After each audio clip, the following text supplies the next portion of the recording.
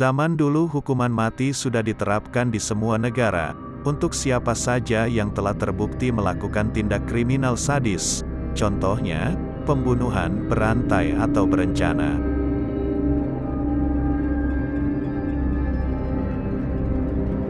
Metode hukuman mati pada umumnya dilaksanakan oleh banyak negara adalah hukuman pancung, tembak mati, kursi listrik, hukuman gantung, hingga hukuman mati dengan suntikan obat medis.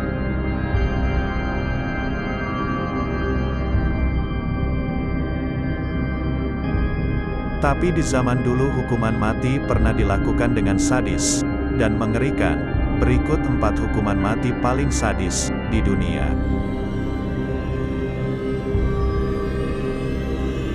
Ling Chi, yaitu hukuman mati yang diterapkan di negara Tiongkok pada zaman dinasti Tang, pada tahun 600 hingga 700. Bahkan hukuman mati ini juga pernah dilakukan pada tahun 1905, dan itu adalah tahun terakhir untuk hukuman menyakitkan ini.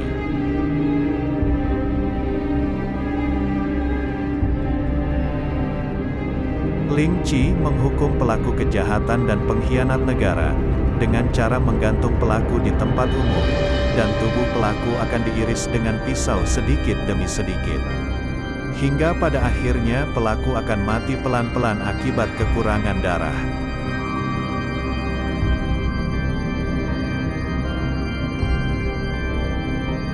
Hukuman mati dengan cara menguliti pelaku hidup-hidup.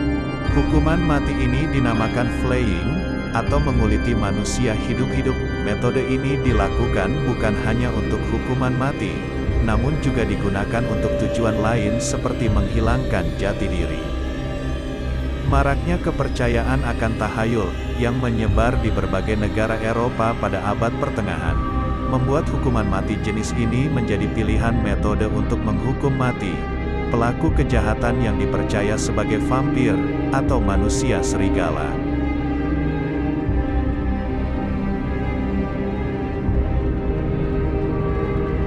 Awalnya kulit bagian dada akan disayat dengan pisau, dan pelan-pelan bagian kulit lainnya juga akan dilepaskan dari daging. Hukuman ini dilakukan tanpa obat bius, dan pelaku kejahatan akan tetap dibiarkan hidup, dan meronta kesakitan.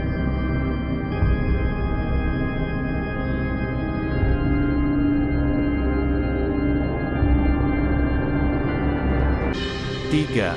Hukuman mati dengan cara digergaji. Pelaku kejahatan yang terbukti melakukan kejahatan berat akan digantung dengan posisi terbalik.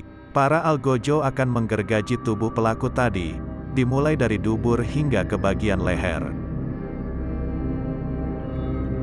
Maka aliran darah akan deras mengalir ke otak, sehingga pada saat proses hukuman terjadi, pelaku kejahatan tersebut masih dalam kondisi sadar. Hukuman ini juga diberlakukan di Eropa pada abad pertengahan silam, dan dapat mengurangi kriminalitas.